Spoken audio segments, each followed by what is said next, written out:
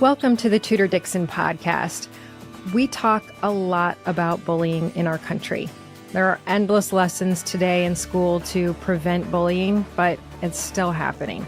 It's happening to our kids, and sadly, I even see it every day with adults. It's crazy. I see it on social media. I see it at sporting events. Really, bullying is all over, and I think it's more accessible now than it ever has been before because we see cyberbullying. And sadly, in some of these cases, bullying leads to the unthinkable. Today, I have Rob and Rose Bronstein with me. They lost their 15-year-old son, Nathan, last year after he struggled through unrelenting cyberbullying. Nathan didn't see a way out other than to take his own life. And their story is an eye-opening look at how often school administrators fail to include parents, particularly when there are these serious issues with life-altering consequences. Coming out of this tragedy, together, Rob and Rose have created Buckets Over Bullying to put an end to cyberbullying in honor of their son, Nathan. Before I bring Rob and Rose on with me, I want to talk to you a little bit about a product I have in my home. It's called EnviroCleanse. And when you think about the air in your house, you should ask yourself, if all air home purifiers are the same, why did the U.S. Department of Defense select EnviroCleanse to protect and purify the air on board their Navy ships? We use it in our house because one of my girls suffers from severe seasonal allergies, and honestly, it's changed her life. She had really serious bloody noses, headaches, swollen eyes. Those are all gone. EnviroCleanse uses patented earth mineral technology plus a hospital-grade HEPA filter. This technology is so powerful, it destroys colds and flus and COVID. Actually, those allergy-inflaming toxins as well, and even more. Their hospital-grade technology is so powerful. Like I said, it's used on Navy ships and in thousands of classrooms. The EnviroCleanse promise is far fewer colds and allergies and better sleep. You will receive a free air quality monitor with your purchase. Honestly, test the difference in your own home. Visit ekpure.com. Use code Dixon for 10% off your EnviroCleanse home air purification unit and free air quality monitor plus fast free shipping. That's $150 savings. That's ekpure.com, code Dixon, ekpure.com, code Dixon. Now, I want to bring in Rob and Rose. Thank you both for joining me today. And I just want to start by saying I am so sorry for your loss. It is really unimaginable for a parent to go through this. And I just can't tell you how grateful I am for you to talk about it so other parents can understand what your situation was and what you went through. Well, thank you for having us. Thank you for having us. So I think that I want to talk about exactly what happened with Nate, because he was 15 years old, and this started at a private school in Chicago. And I think it's important to know that this can happen at any school. And here is you're paying tuition, and you're paying a lot of tuition at this elite private school in Chicago. And what happened is, from what I understand, one of the kids or a group of kids started a rumor that he was unvaccinated, which I find interesting because I think a lot of our kids struggled coming out of COVID.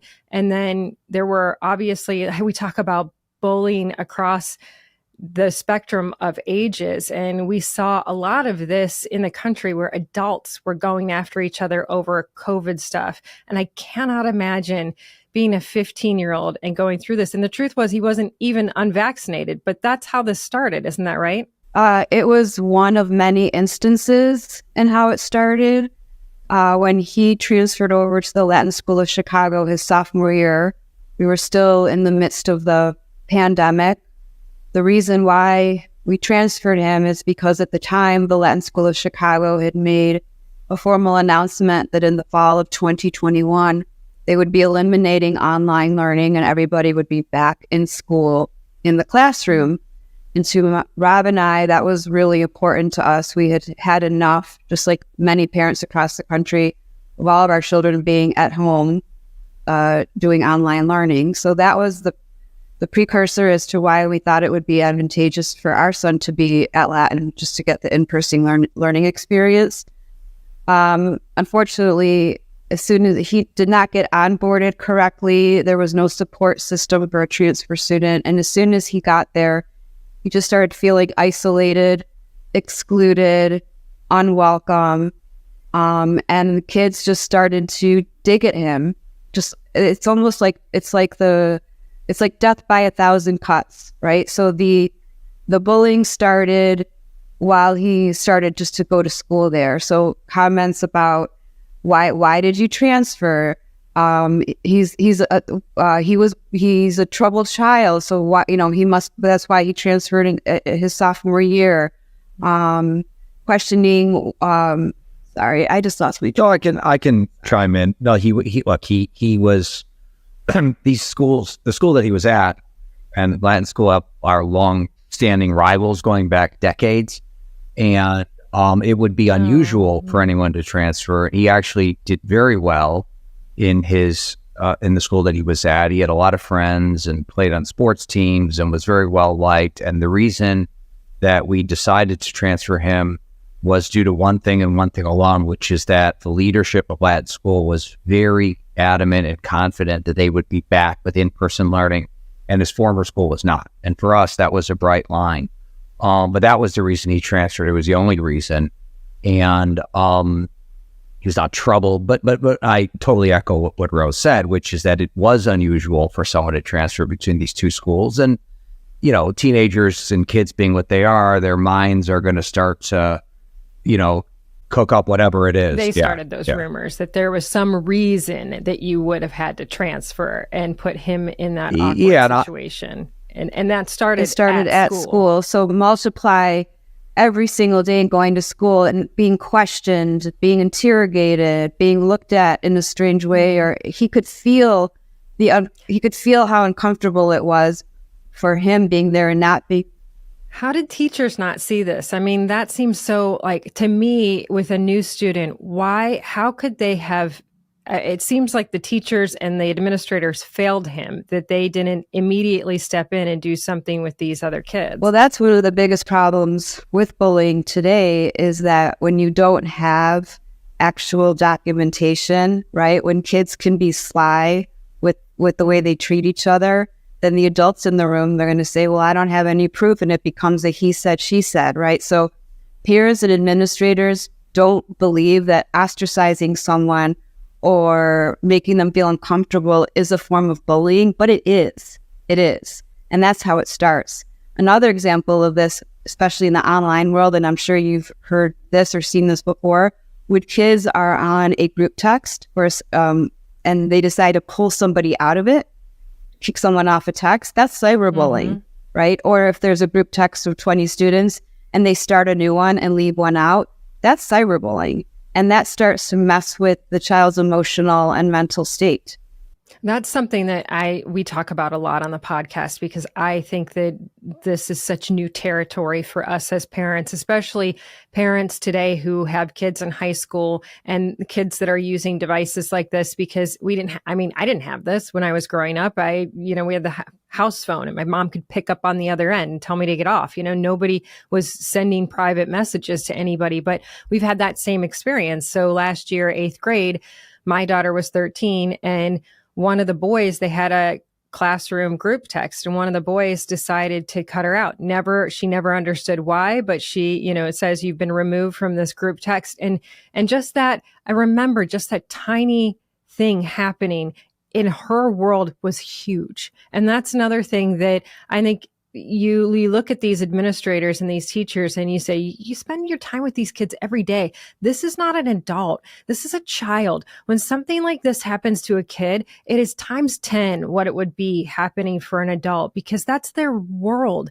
And one of the things that we try to talk to people about is that at 15, those consequences of the permanency of suicide, the permanency of taking your own life, it just doesn't resonate like adults understand it. And the idea that they can get to this point, that you can have other kids push to this point. But how did the other parents, did they not know that this was happening? I mean, how did it get so far without administrators stepping in? The crux of the tragedy is as follows. In late December, there was a basketball game. Our son was on the JV basketball team at Latin School of Chicago. And there was a game against Francis Parker, the school that he was previously at. So there's been a lot of hostile back and forth between the teams, not in a good way in terms of their sportsmanship. And so the night of the game, the Latin School of Chicago was losing. And there was a post that was put on Instagram implying that Latin was losing. And my son took the hit for it. And like in a mob mentality, started to attack him on a basketball text thread. They were insulting him. They were threatening him. They were humiliating him. And then that same weekend, a Snapchat message was created by a student with threatening messages. And as he posted it, other students started picking up the Snapchat message and adding expletives and messaging that implied physical harm and deadly harm. And one of the pieces on there that till this day still just shakes me to my core, and the way that my son interpreted it was an emoji that meant to smoking his ashes. And in addition to that, we do know that he received a separate Snapchat message telling him to go kill himself. So the culmination of all this severe cyberbullying spun out of control. He did report the cyberbullying to the dean of students that weekend via email, and he attached a copy of the Snapchat to the email. So it clearly identified 3 students who were a part of the cyberbullying, and he had asked the dean of students for help to make it stop and had referred to it as cyberbullying. What is most... And did he So get a few days later, what is most disturbing to us is that when the dean of students was trying to close the loop on the issue, she responded to him in the email and minimized his report of cyberbullying by referencing it as social media behaviors. But I want to point out that so he went to the dean of students, desperate for her help, and she actually met with him the following day. And just so you know, I mean, common sense and prudence, but also Illinois law required her to immediately begin an investigation and to inform the parents of both the victim and the bullies, okay? Which she did not tell us. And we later, well over a year later, through litigation, we ended, because we're suing the school for wrongful death, among other things, but through litigation, we actually were able to get our hands on the handwritten notes of that meeting. And at the very top of her notes are the words in bold, encircled with asterisks on both sides: no parents. No parents. And yeah, it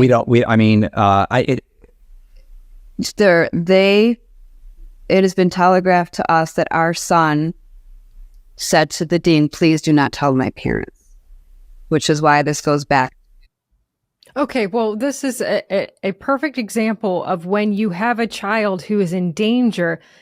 I mean, does the child really have the like I said, the consequences, the understanding that my parents shouldn't be involved, and the fact that the administrators would go, "Oh, we were told by a 15-year-old he's thinking of suicide, but we should keep that from his mom and dad." That's insane. It is insane, and so it is insane, and it's also against the law in Illinois. Period. End of story. But it is insane, and as my wife pointed out, when our son wasn't covering his nose and mouth with his mask, they informed us. When he was tardy or missed school, they informed us.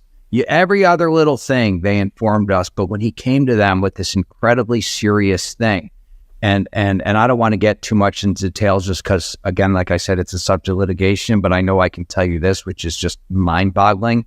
The dean actually wrote our son an email, which sounded like it was scripted by a lawyer several days later, and it said, "Per your advice, I won't be contacting your parents." I mean, first of all, a 15-year-old isn't obviously in a position to advise the school, but who even talks that way to a child? Per your advice. Right. It's amazing. And so the fact that he made a report. These kids are told, go to a trusted adult when you feel like you're in danger. go to a trusted adult to report something when you need help. And he followed the school's protocols. And he said, I'm here because I need help. And she goes and diminutizes his request for help and essentially blamed it on him, because she wrote back to him, next time you post, you should pause. So his report was diminutized. He was already feeling helpless and hopeless, and he was blamed. So he felt like he had nowhere to go. And what was even more disturbing is after he reported the incident and had a meeting with her, he then was cyberbullied again a couple hours later on the text message thread. And then later that night, we know now, after having his electronics reviewed, we now know that later that night he was researching suicide. And just so you know, so we didn't know any of this ever. I don't think we ever would have found out, because the school had no intention, apparently, of telling us. What happened is that was in mid to late December of 2021, and he died on January 13th. And we now know, just through our litigation, the school immediately went into kind of a crisis management mode of scrambling around and cover our own butts. And anyhow, a mother of one of the students who was on the text thread, who didn't participate, just saw it all. The student went to the mother, and the mother demanded a meeting with the school and showed it all to them. And they promised to look into it. She didn't know that they already had seen it and knew, but in any event, she demanded that they look into it and do an investigation. And I think after about 11 or 12 or 13 days of them clearly doing nothing, she finally reached out to us. We didn't know her. We actually found out about it 4 or 5, 6 weeks after it happened, and 2 weeks after his death, from another parent. So when he died, did you understand? I mean, were you just left wondering how this happened? We had no idea. We were completely in the dark. We were so blindsided.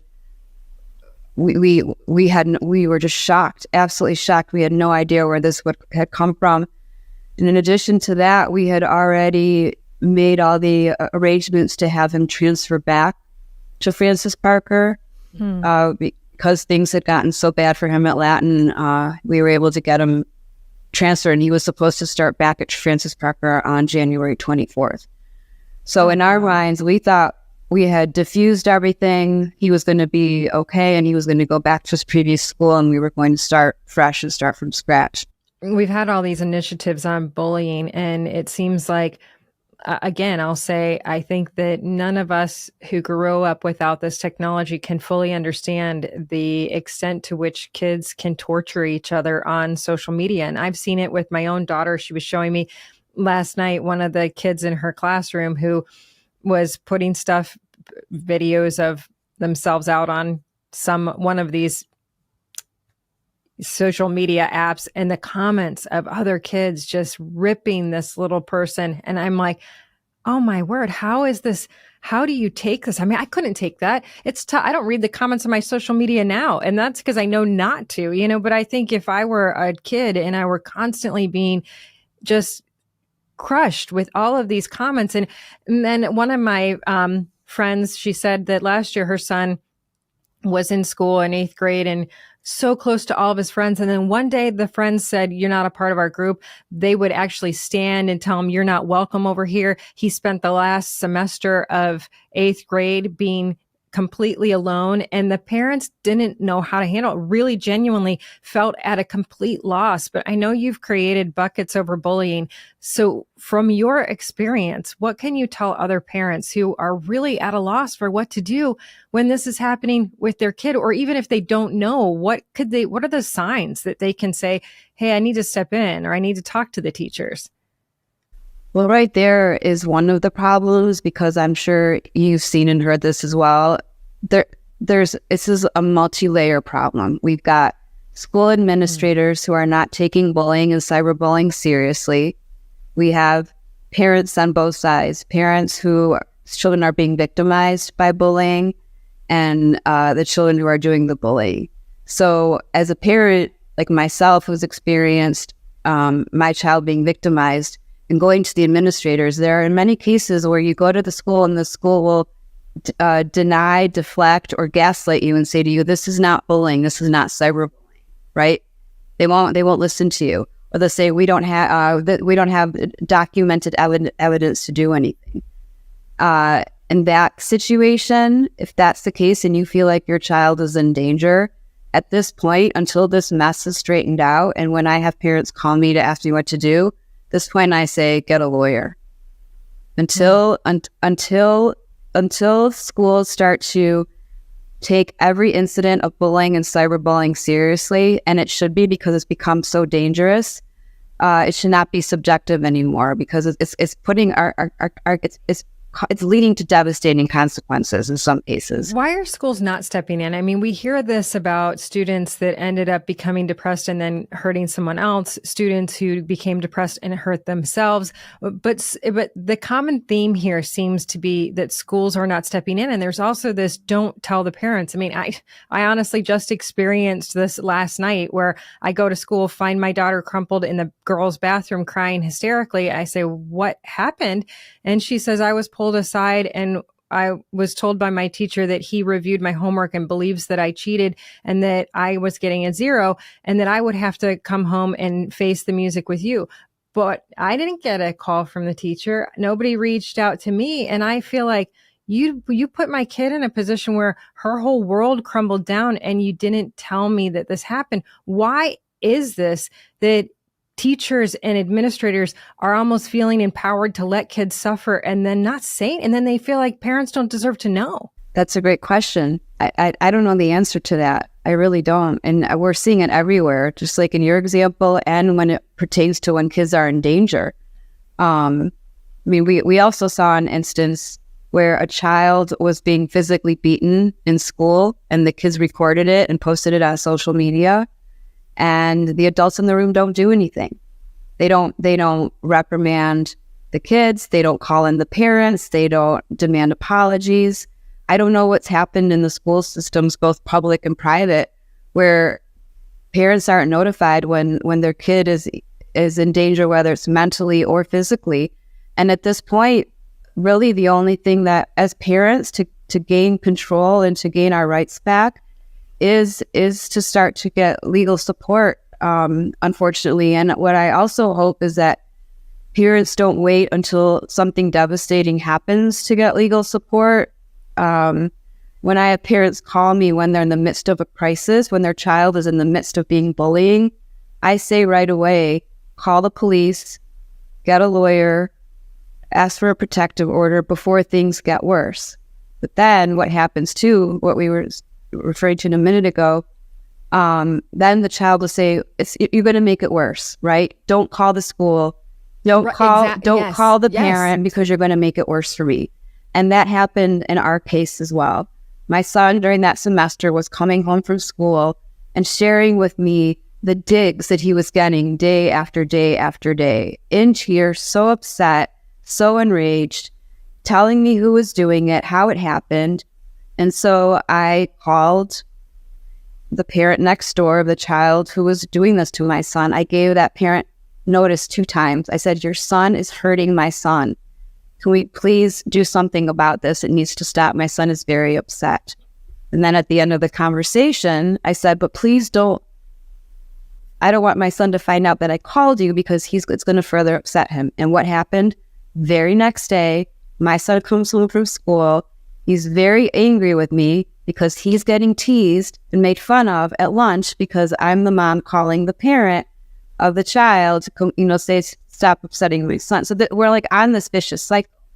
And so what's happening is parents, the parent community, we're not banding together to protect our children together, whether it's a parent of the child being bullied or the child who is being unkind to the other child. Parents have to be open-minded and listen and receive that information and be respectful to the parent who's making the call saying, I need your help. Your child is hurting my child.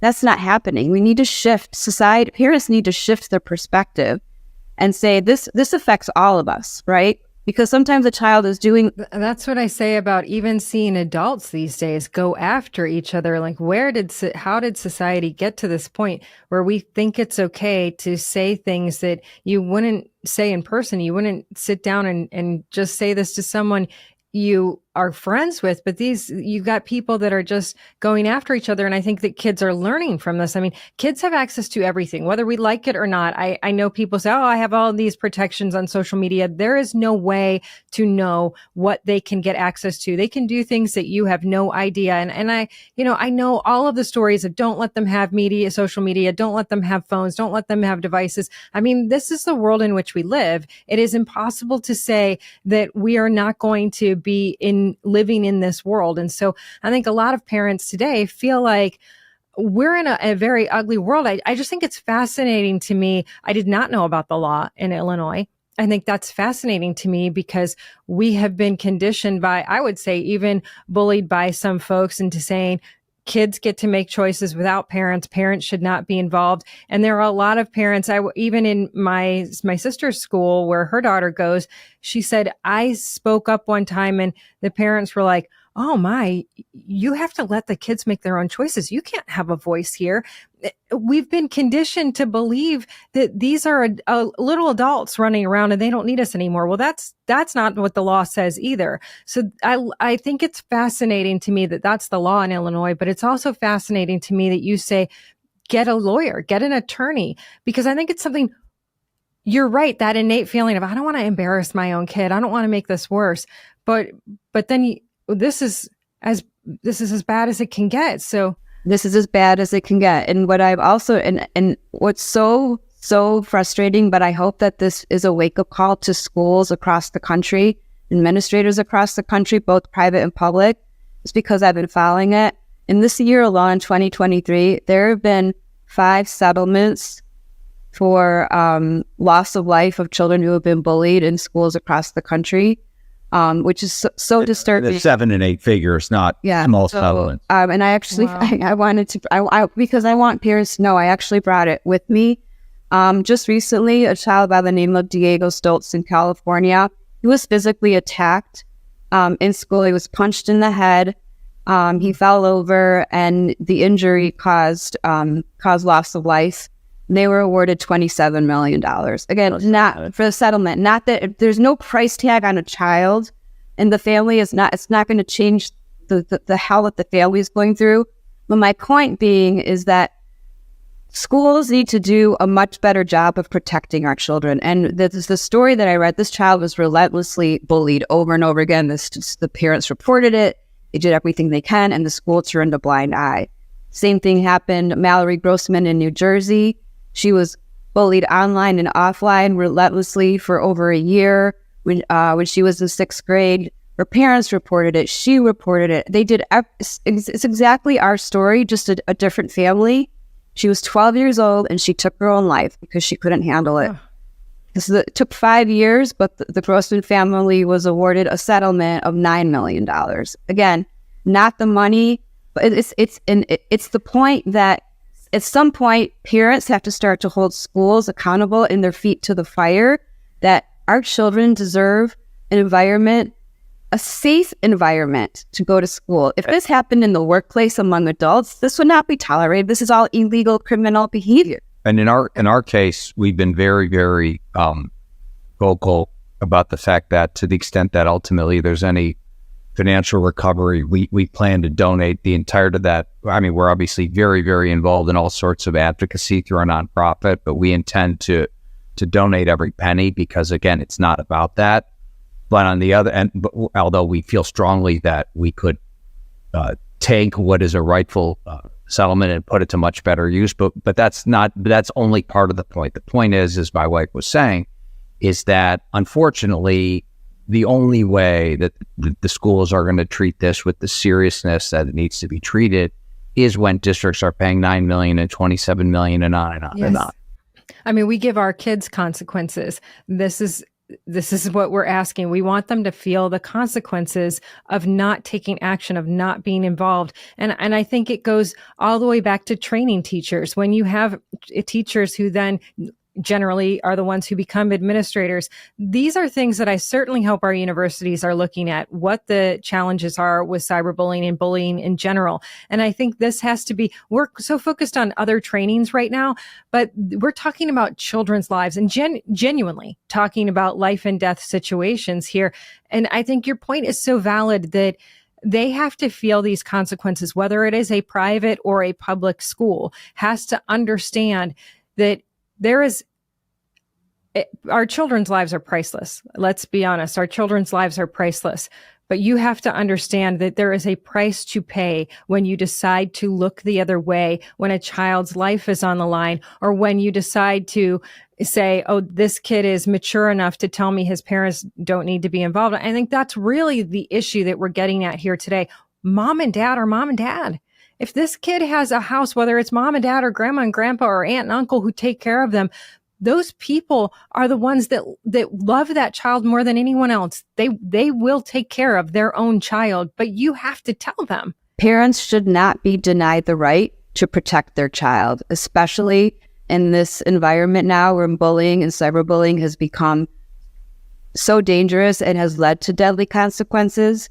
It is not a judgment call anymore on the side of an administrator to decide whether or not that an incident or a report is at their discretion, whether they notify a parent or not. If Rob and I would have had the opportunity to intervene, if we had been notified that day, if at 3:30 that afternoon, the dean called us and said, your son came in today to report an incident of cyberbullying.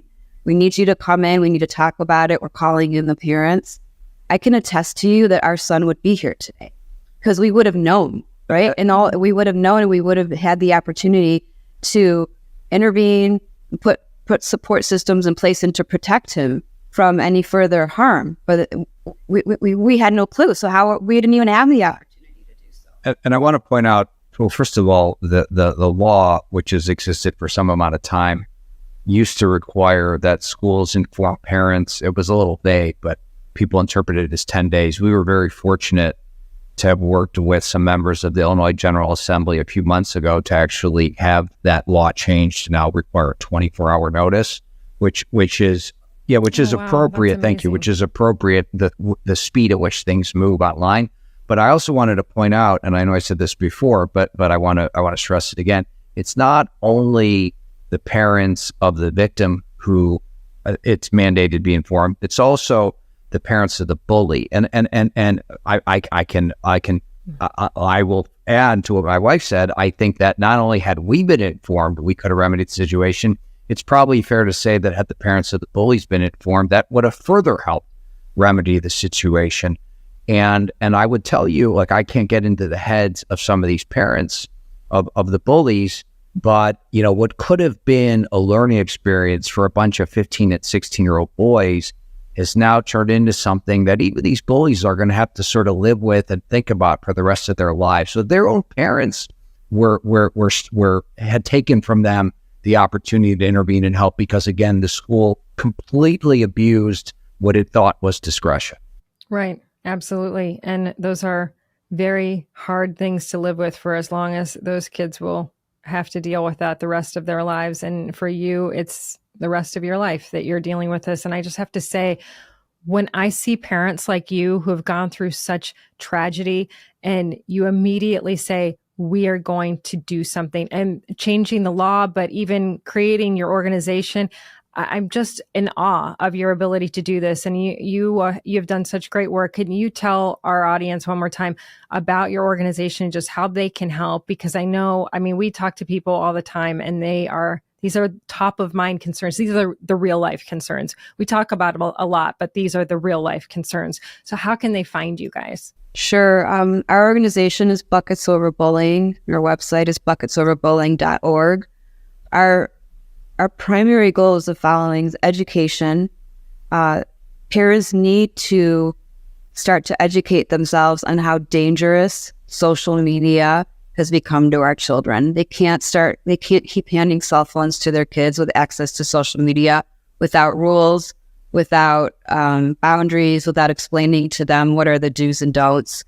And we're working with an organization out of California, the Organization for Social Media Safety, where we bring in their curriculum into schools in Illinois to educate kids on the harms of social media, how to protect themselves and what to do when they're in danger, and parents as well. Ideally, we would love to roll that curriculum out across the country.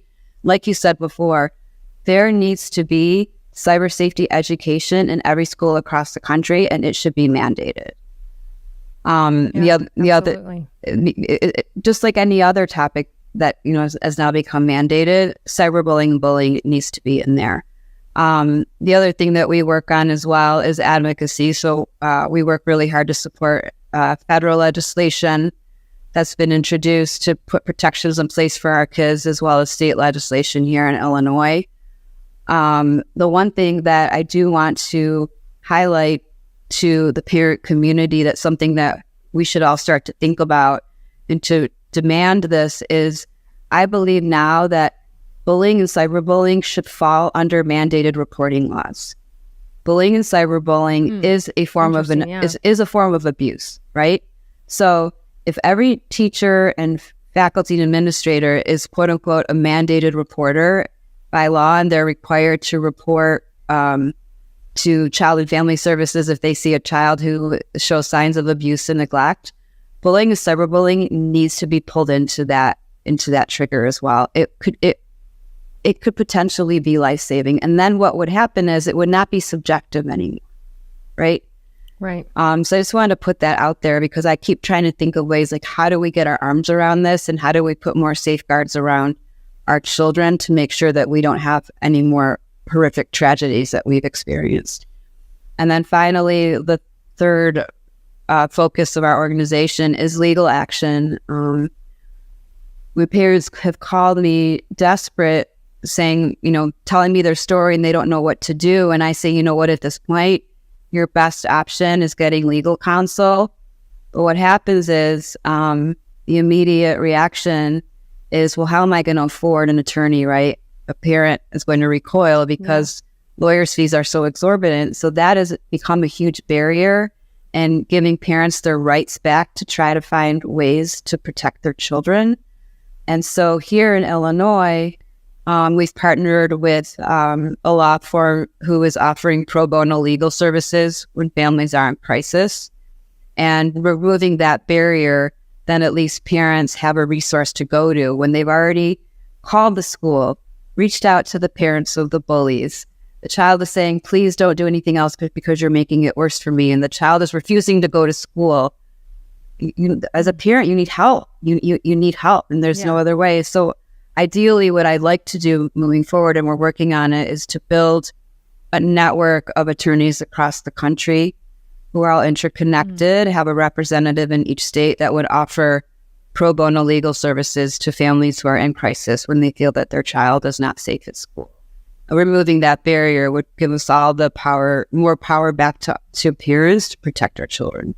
I love that. That is amazing. And like I said, you are both incredible. We are in awe of what you've been able to do. Thank you so much for being here, Rob and Rose Bronstein. I appreciate it. Thank you. Thanks for the opportunity. Absolutely. And thank you all for joining us once again on the Tudor Dixon podcast. For this episode and others, head over to TudorDixonPodcast.com. You can subscribe right there, or check out the iHeartRadio app, Apple Podcasts, or wherever you get your podcasts, and join us next time on the Tudor Dixon podcast. Have a blessed day.